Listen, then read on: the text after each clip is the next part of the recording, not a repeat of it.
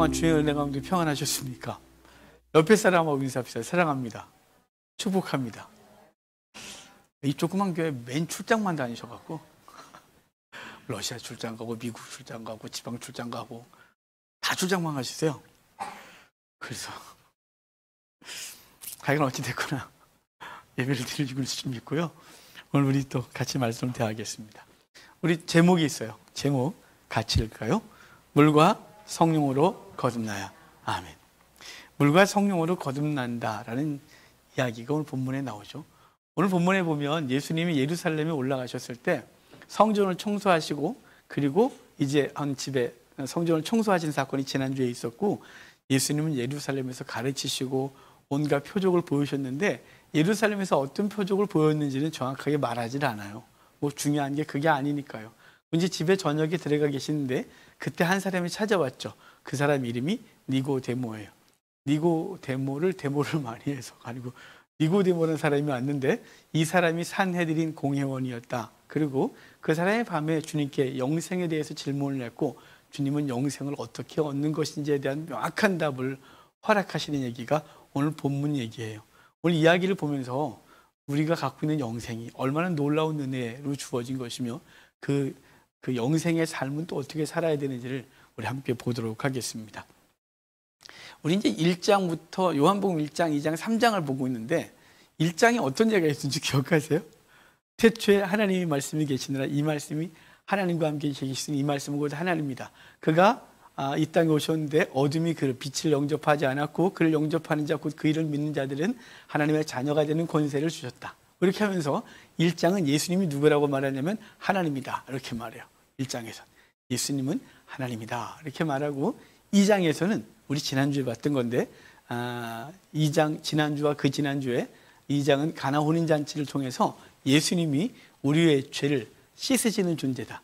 그의 죽으심 후에 그의 피를 흘려 그가 우리의 죄를 정결케 하신다. 그래서 성전을 정결케 하시는 분으로서 그가 정결케 하는 존재 성자 예수 그리스도의 희생에 대한 얘기를 2장에서 한 거예요.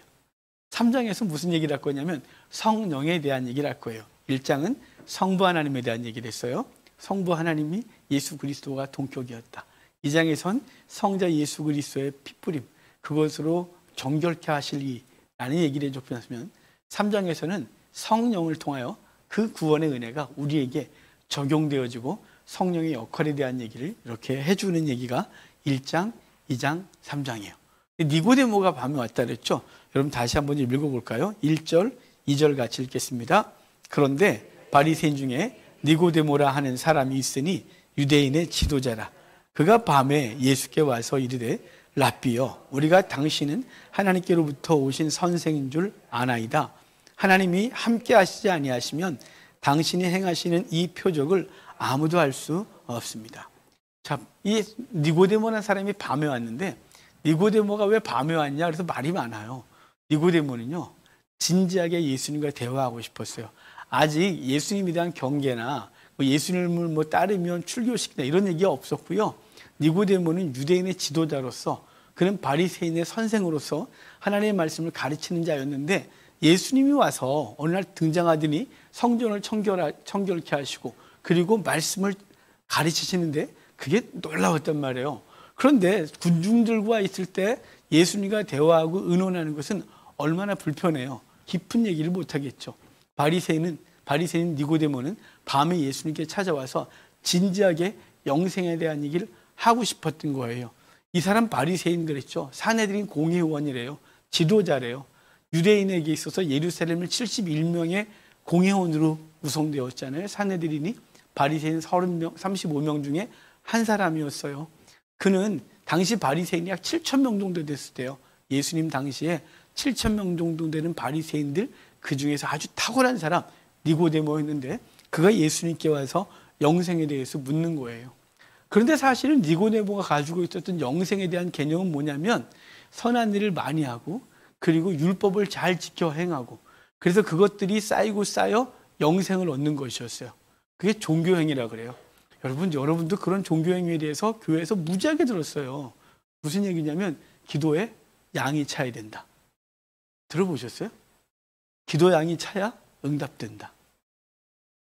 기도를 얼마큼 채워야 돼요? 그래서 제가 어릴 때부터 기도한 거 생각하면 찰 만큼 찼는데 그렇지 않아요? 우리 교회 대형교회 될 만한데 근데 기도가 차야 된다. 뭐 이런 얘기 들었어요. 종교 행위한 거예요. 하나님 앞에 열심히 섬기면 복 받는다. 하나님 앞에 헌금을 하고 뭘 하면 네가 지금 기도하고 있는 제목이 응답받는다. 종교 행위하고 있는 거죠. 모든 종교는 그렇게 된 거예요. 그런데 유대교도 그랬고 지금도 그래요. 그래서 우리에게는 종교 행위를 요구하죠.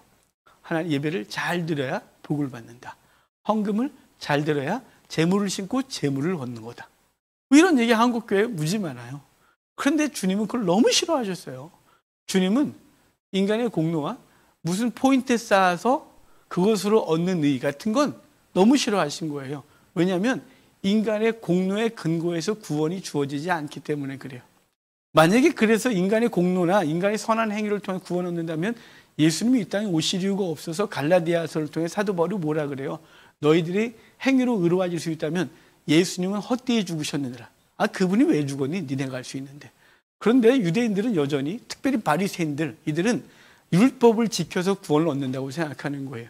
그래서 율법을 지키는데 최선을 다했어요. 그걸 쌓고 그것이 어느 정도 돼야 구원을 얻는 거니까요.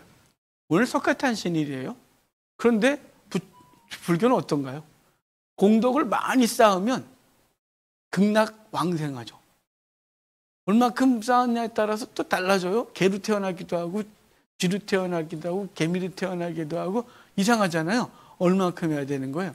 모든 종교는 포인트 쌓아야 돼요. 모든 종교는 공덕을 쌓아야 돼요. 모든 종교는 그래야 되는데 기독교는 아니에요. 기독교는 그래서 얻는 구원이 아니에요. 예수님이 등장해서 그러니까 니고데모는 자기가 갖고 있는 종교적인 힘이 종교적 열심이 너무 이상한 거죠. 그래서 와서 영생에 대해서 묻는 거예요. 자기가 고민했던 영생. 애써 본 사람만 알아요. 자기가 안 된다는 거. 죄 안 져보려고 몸부림친 사람은, 몸부림 쳐본 사람은 자기가 죄를 안 질 수 없다는. 그걸 죄 짓는 걸 합당하다는 것이 아니라 자꾸 넘어지고 있다는 자기를 보는 거예요. 루터가 죄에 대해서 고민해봤기 때문에 자기에게 절망하고 그래서 믿음은 의인은 믿음으로 말미암아 살리라는 로마서 1장 17절 읽고 뒤집어질 수 있었던 거예요. 고민 안 해본 사람은 그게 쉬워 보여요. 고민해 본 사람은 그게 얼마나 안 되는지를 알아요. 내가 공로를 쌓아서 천국 가겠다? 공로가 안 쌓인다는 걸 너무 잘 알아요. 공로보다 자기의 악이 더 많다는 걸. 죄 안 져보려고 애쓰지만 자기 속에는 뿔떡성질과 못된 욕망이 겉으로 드러나지 않지만 죄지고 있다는 걸 누구보다 잘 알아요. 하나님의 성령의 비침을 얻으면 우리가 얼마나 더러운 존재인지 알게 되어지는 거예요. 니고데모는 고민이 되는 거죠. 그랬을 때 예수님이 등장한 거예요. 그래서 와서 물은 게 영생이에요. 우리는 그래야 되는데 여기 당신은 어떻게 생각하느냐? 이게 영생에 대한 질문이에요. 그 때문에 온 거죠. 그런데 니고데모가 예수님께 찾아온 그 통로는 2절 중반에 후반에 보면 당신이 행하시는 표적은 하나님으로부터 온 것이래요. 하나님으로부터 오지 않았다면 당신이 행하시는 표적이 있을 수 없다고 하는 거죠. 어떤 표적을 보였는지 몰라요. 그가 예루살렘에 있었기 때문에 가나에서 혼인잔치에 있었던 표적을 몰라요. 알았을지도 모르겠지만 그 외에 어떤 여러 가지 표적은 뭐라고요? 히브리어로 세메이온, 헬라어로. 근데 이것이 영어로는 사인이라고 했어요. 어떤 행위를 본 거죠. 니고데모는 예수님이 어떤 행위를 보고 저건 주로부터 온 일인데 그래갖고 하나님부터 오지 않은 것이라면 당신이 일을 행할 수 없습니다 라고 말했고 그것에 대해서 왔을 때 주님은 그냥 곧바로 3절부터 영생에 대해서 어떻게 영생을 얻느냐에 대한 얘기를 해주고 있는 거죠. 자, 우리 3절 볼까요? 3절 같이 읽어요.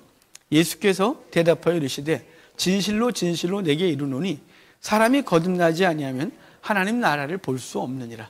거듭나지 아니하면 하나님 나라를 볼 수 없대요. 자, 지금 니고데모는 밤에 찾아와서 밤에 주로부터 빛을 얻을 거예요. 그래서 맨 마지막에 우리가 오늘 그 부분을 자세히 하지 않겠지만 3장 19절 보면 정죄는 이것이니 곧 빛이 세상에 왔을 때 그래요. 그는 밤에 예수님께 왔는데 빛 대신 주님께 밤에 왔어요. 13장에 가면 유다는 밤에 주를 떠나서 주를 팔아버려요. 요한은 이 밤이 갖고 있는 건 악의 세력, 악이 역사하는 시간이라는 것으로 표현하고 있거든요.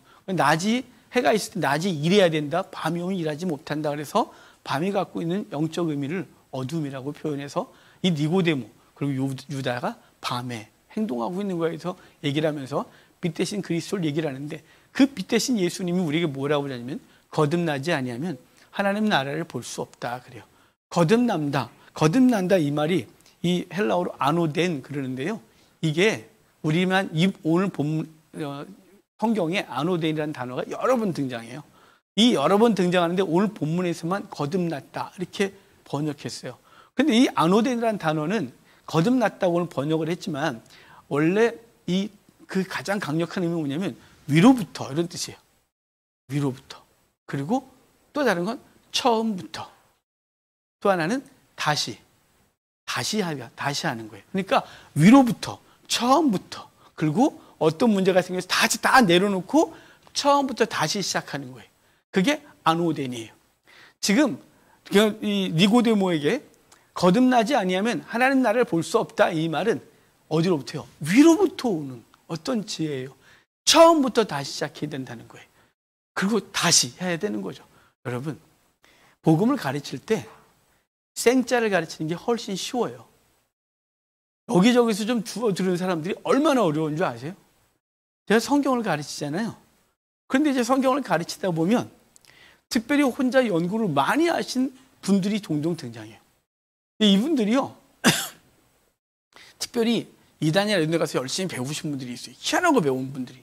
아무리 가르쳐도요, 그 앞에서는 맞아요 그래 놓고 돌아서서 간식 먹고 차 마시고 이럴 때면 다시 그러고 있어요. 너무 이상해요.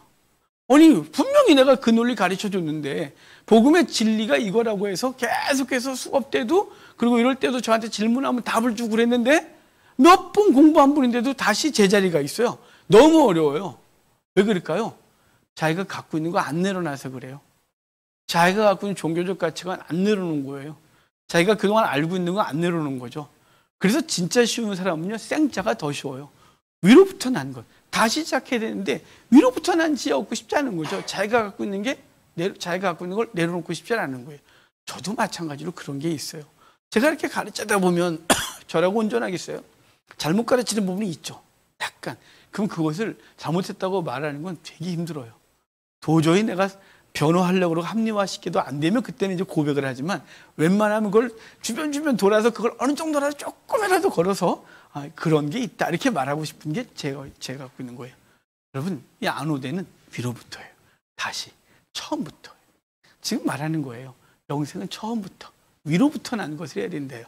니고데모는 지금 뭐 하고 있어요?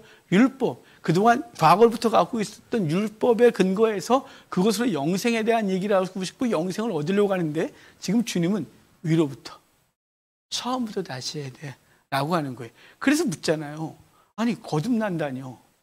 이 늙은이가 지금, 여러분, 이 니고데모는 나이가 몇 살인지 정확하게 나오지 않지만 사내들인 공의의 기본 나이가 30살이에요.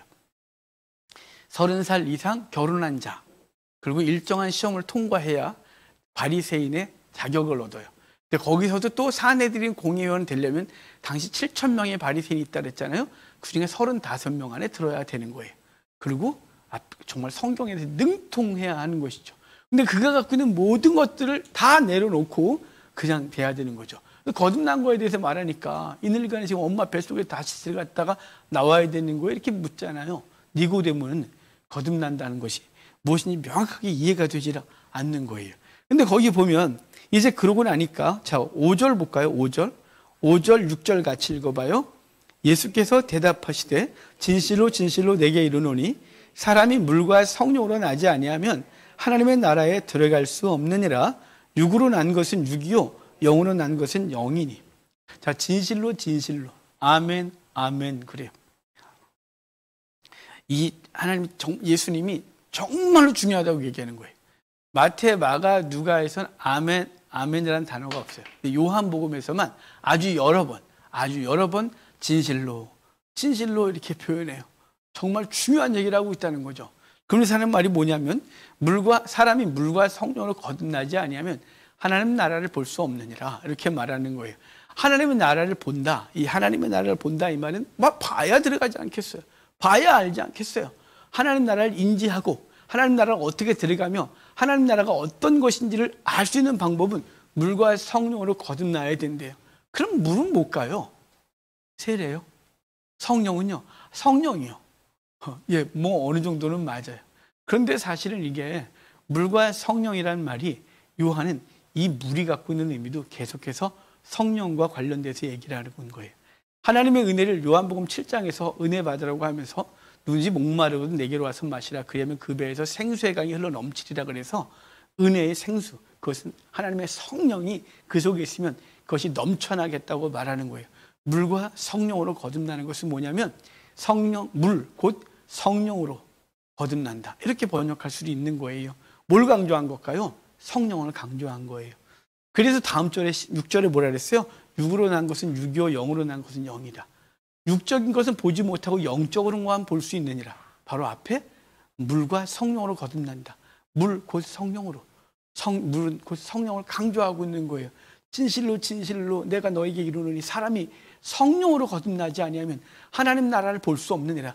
육은 육밖에 못 봐. 하지만 영적으로 거듭나야 영적인 세계를 볼 수 있느니라. 이렇게 말씀해 주고 있는 것이죠. 하나님 나라는 영으로 거듭나야 하는 것이에요. 저와 여러분이 이미 성령으로 거듭나서 하나님 나라를 보고 있다고 믿습니다. 혹여나 지금 여러분들 중에 죽어봐야 알지 그런 사람이 있습니까? 저는 그 사람들은 예수를 안 믿었다라고 말하는 사람이에요. 예수 안 믿고 있는 거예요. 죽어봐야 한다? 아니, 죽어봐야 한다는 건 거기 근거가 뭐냐면 아까 맨 처음에 말했던 뭔가를 쌓아야 덕도 쌓고 공로도 쌓고 막 쌓아서 어느 정도 돼야 천국까지 이르는, 마치 바벨탑 쌓아서 이룰 것처럼 생각하는 거예요. 아니요, 쌓아서 될 게 하나도 없다니까요. 우린 쌓은 것보다 깎아내린 게 더 많다니까요. 하나님 앞에 영적으로 기도한 것보다 우리 속에서 악한 생각과 음란한 생각으로 더 많이 품었었다니까요. 하나님 앞에 우리가 나은 게 하나도 없다니까요. 그래서 우리의 공로는 천국을 얻을 수가 없어요. 그러니까 육적인 것으로 보는 거예요. 영생도 육적인 생각을 해서 그래, 육은 어떤 건가요? 쌓아야죠. 그래서 모든 종교가 육에 근거하기 때문에 공덕을 쌓는 거예요. 하지만 주님은 우리의 육은 소망이 없다고 말하는 것이에요. 우리 육신의 삶은 소망이 없는 거예요. 괜찮은 것 같은데 잘 내면을 들어보면 이런 사람이었어? 이렇게 되는 거죠. 괜찮은 사람인 줄 알고 거리를 두고 있다가 가까이 가면 실망스러운 거죠. 자기 자신이 괜찮다고 느껴지다 어느 날 무너지면 자기가 다 싫은 거예요. 나 같은 게 어떻게 인생을 살고 싶어서 자기 혐오에 빠지기 시작하는 거예요. 우리는 아무것도 못해요. 아무것도 못해요. 그게 영적으로 자신을 보는 거죠. 육은 육일 뿐이에요. 하지만 우리의 영혼은, 우리의 구원은 영적으로 알 수 있는 것이에요.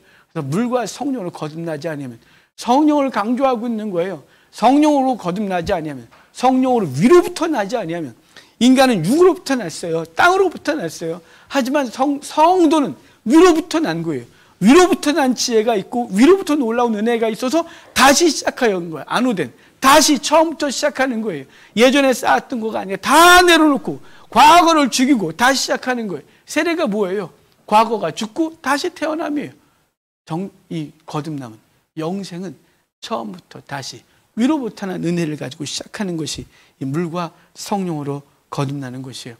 여러분, 출생은 하나님의 일방적인 은혜예요.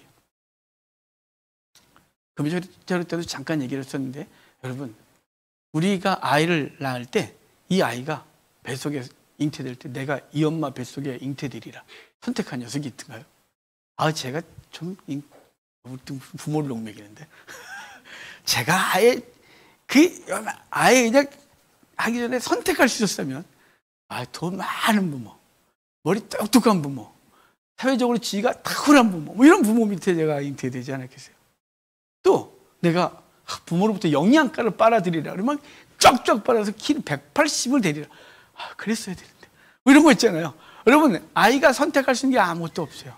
뱃속에 있는 아이는 엄마의 사랑으로 남자를 만나고 사랑을 하고 뱃속에 잉태되어 부모가 죽을 힘을 다하여 그에게 영양을 주고 그 아이를 10달 동안 잉태하고 있다가 해산을 하고 그 아이가 자라는 동안 열심히 있는 힘을 다하여 부모의 살 깎고 뼈 깎고 자기 희생을 가지고 아이를 양육하여 성장시키죠. 이 아이는 온전히 부모의 100% 희생으로 성장하고 있는 것이죠. 마찬가지예요. 저와 여러분이 영생으로 천국을 얻는데 주의 백성 되었는데 우리의 공로로 된 게 아무것도 없어요. 내가 성도 되리라. 내가 이 정도면 아니고요. 하나님의 일방적인 은혜. 그분이 우리를 거듭나게 하시는 은혜를 주는데 뭐라고요? 성령으로. 성령이 우리를 거듭나게 하셔서 하나님의 백성 되겠다는 이 놀라운 은혜인 거예요. 성도는 자생적 능력이 아니라 은혜가 공급되어지고 그 주어진 은혜의 능력으로 살아가는 것이에요. 은혜의 능력을 잊어버리면 우리는 하나님의 은혜 가운데 있지 못하고 늘 교만하게 되고 그러는 것이에요. 이 교만뿐만 아니라 절망도, 인생에서 절망하는 것도 하나님의 은혜를 잊어버린 거예요. 자기가 살아있어서 절망하는 거고요. 자기가 살아있어서 교만하는 거고요. 자기가 살아있기 때문에 그러는 거예요. 내가 죽었다고 생각하면 뭘 할 수 있겠어요? 아무것도 없는 것이지. 우린 죽은 존재예요. 그래서 무엇인가 잘 돼도 하나님의 은혜, 내가 넘어져서 헤매고 있어도 하나님의 보호하신 가운데 있다는 이 철저한 하나님의 주권 가운데, 하나님의 주권 세상 가운데 있는 것이에요. 하나님의 우리 속에 있는 자생적 능력으로 내가 이만큼 살아가는 것이 아니라 하나님의 주입된 은혜를 가지고 오늘 살아가고 내일도 살 것이며 영생을 얻게 되는 것임을 기억하시길 바랍니다. 그래서 6절에 6은 6이요 영은 0이라 그랬잖아요. 영적인 것이라야 영적으로의 모든 걸 깨닫게 되어지는데 성령이 아니면 뭐라고요? 거듭남을 볼 수가 없는 거예요. 하나님의 나라를 볼 수가 없는 거예요. 하나님의 나라를 들어갈 수가 없는 거예요. 오직 영적인 은혜로만 가능하다는 것을 기억하시길 바라요. 그러면 이 성령은 어떻게? 라고 묻지 않겠어요? 자, 8절 봅시다. 8절 같이 읽어요. 바람이 임으로 불매 내가 그 소리를 들어도 어디서 와서 어디로 가는지 알지 못하나니 성령으로 난 사람도 다 그러하니라. 자, 바람이 임으로 불어서 어디서부터 와서 어디로 가는지 모른대요. 나뭇잎 던져보면 좀 알 것 같은데. 아, 이쪽으로 부는구나. 그런 거 있잖아요. 골프 선수들처럼. 그럼에도 불구하고 바람이 어디서부터 만들어졌는지, 그리고 이 바람이 어디로 가서 멈출지 알 수가 없죠. 그런데 바람이 어디서 불어 어디서 오는지 알지 못하지만, 그런데요, 바람이 부는 건 느낄 수 있어요. 아, 바람이 내 피부를 살 간지럽히네. 오늘 봄바람이 부는데 오늘 그냥 뺨을 때리는 강풍이 불어. 느낄 수 있어요. 성령이 마찬가지예요. 여기 여러분 바람이라는 단어하고 성령이라는 단어하고 헬라어가 같다는 것을 여러분은 모를 줄 알아요. 아실 줄 알아요. 그럴 뻔했어요. 몰라요. 성령도 푸니마, 바람도 푸니마예요. 영, 바람, 호이라는 단어거든요. 자, 성령으로 거듭나지 아니하면 하나님 나라를 알 수 없느니라, 볼 수 없느니라, 들어갈 수 없느니라. 바람이 임으로 불매 성령이 너희에게 오는데 너희가 성령이 대체 어떻게 된 거예요? 뭐예요? 알 수 없어. 너네가 어떻게 성령을 아니? 우리가 지혜로 이해가 됩니까? 우리 이성으로 성령이 이해가 됩니까? 성부, 성자, 성령은 이해가 됩니까? 절대자 하나님은 이해가 됩니까? 예수 그리스도가 이 땅에 동정녀 가운데 태어나고 그가 우리의 죄를 십자가에 달려 죽으심으로 우리가 사라졌다는 게 이성으로 완전히 이해가 됩니까? 그래서 세상 사람들은 그러는 거예요. 말도 안 된다고. 성령은요? 성령은 이해가 됩니까? 당시 니고데모도 성령에 대한 생각이 완전하지 않았어요. 그런데 나중에 성령이 사도행전 2장에 임할 때 그 느낌이 없으니까 불의 혀같이 방언을 하면서 현상적으로 드러나야 이거였구나 라고 아는 거죠. 바람이 임으로 불매 알 수 없듯이 성령이 대체 너가 니고데모 네가 이성으로 알 수 없으나 그가 임으로 불매 바람이 있다는 걸 아는 거죠. 바람이 불면 느껴지는 것처럼 성령이 임하면 느껴지는 거예요. 여러분, 성령이 임하면 어떻게 된다고요?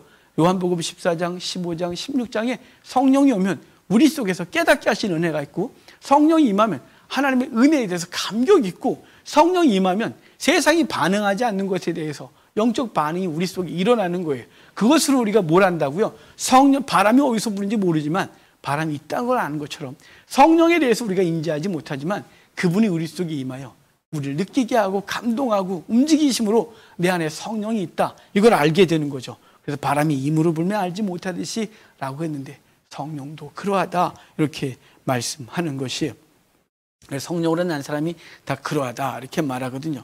여러분, 그럼 우리에게 왜 성령으로 거듭나게 하신 걸까요?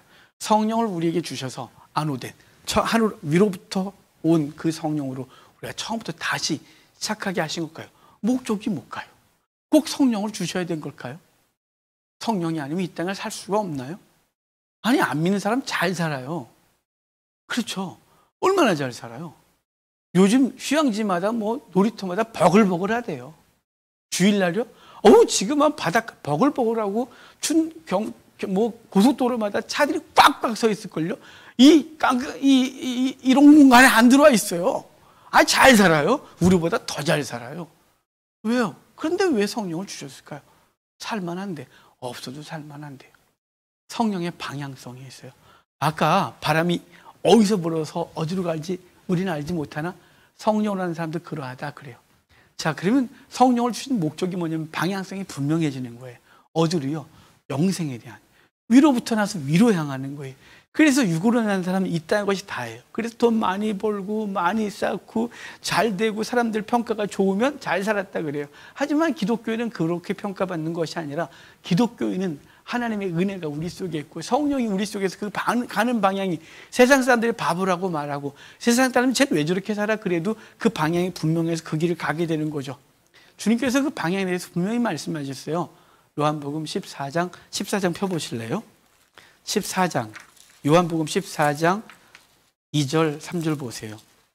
요한복음 14장은 주님께서 이제 13장에서 만찬을 하시면서 그들의 발을 닦으시고 사랑에 대한 가르치시면서 14장에서 성령 예언을 할 건데 성령을 보내주겠다고 말하기 전에 주님은 가실 걸 얘기를 해요. 그러면서 내 아버지 집에 거할 곳이 많다 그러면서 2절 3절 같이 읽어볼까요? 내 아버지 집에 거할 곳이 많도다. 그렇지 않으면 너희에게 일렀으리라. 내가 너희를 위하여 거처를 예비하러 가노니 가서 너희를 위하여 거처를 예비하면 내가 다시 와서 너희를 내게로 영접하여 나 있는 곳에 너희도 있게 하리라. 아멘. 자, 지금 주님께서 어디로 가세요? 아버지께로. 나 집에 가면 내가 우리 아버지 집에 거할 곳이 많아. 내가 가서 거처를 예비하고 다시 와서 너희를 이끌어 가리라. 이렇게 말해요. 그 뒤에 도마가 물었잖아요. 어디로 가시는지 분명히 말씀해 주세요. 어디로 가는지. 그래서 요한복음 14장 6절에 내가 곧 길이요 진리요 생명이니 나로 말미암지 않고는 아버지께로 올 자가 없느니라 라고 말씀하셔서 주님은 우리에게 성령을 주신 목적이 뭐라고요? 아버지 집으로 가게 함이에요. 그래서 그 뒤에 내가 가는 것이 너에게 복이다. 왜냐하면 내가 다른 보혜사 파라클레토스를 보내줄 것이고 그가 우리 속에서 깨닫게 하시고 계속 방향을 그가 잡아줄 거라는 거예요. 그가 잡아줘서 우리로 그 길을 가게 할 거라는 것이죠. 때로는 책망할 거고 때로는 생각나게 할 거고 때로는 위로하고 격려할 거라는 거예요. 우리의 인생이 다른 데로 가고 싶고 우리의 인생이 절망 중에 있고 우리가 뭐 세상 거 잘 돼갖고 막 정신 못 차릴 때에도 성령이 우리 속에서 방향을 분명히 지시할 거라는 거예요. 그래서 어디로요? 아버지 집으로 가게 한다는 거죠. 그래서 그 길로 가게 하는 것이 그 뭐예요? 성령이 우리 속에 있게 하신 거예요. 성령이 아니면 하나님 나라를 볼 수도 없느니라. 성령이 아니면 거듭날 수 없느니라. 하나님 성령이 아니면 내게로 올 수가 없느니라 라고 말씀해서 다른 보혜사 성령을 너에게 부어줄 거고 그가 그 길을 인도할 거라고 주님께서 말씀해 주고 있는 것이에요. 자, 우리 14절부터 본장으로 다시 올래요? 요한복음 3장 14절부터 16절까지 아주 유명한 얘기 좀 읽어봅시다. 같이 읽어요. 모세가 광야에서 뱀을 튼 것 같이 인자도 들려야 하려니 이는 그를 믿는 자마다 영생을 얻게 하려 하심이라. 하나님이 세상을 이처럼 사랑하사 독생자를 주셨으니 이는 그를 믿는 자마다 멸망하지 않고 영생을 얻게 하려 하심이라. 자, 성령이 오면 보게 하신다 그랬죠. 성령이 오면 깨닫게 하는 거예요. 성령이 아니고선 거듭나지 아니하면 하나님 나라를 볼 수 없다. 하나님 나라에 들어갈 수가 없다 그랬어요. 그런데 그러면 성령을 통해 보게 하는 게 뭐냐라는 거예요. 바로 그리스도를 보게 하는 것이죠. 그래서 말하는 거예요. 니고데모에게 이런저런 얘기를 쭉 하다가 광야에서 놋뱀이 나무에 달린 것처럼 인자도 나무에 달려하리니 이를 믿는 자마다 살리라. 이렇게 말하는 거죠. 광야에서 놋뱀이 뭘 의미하나요?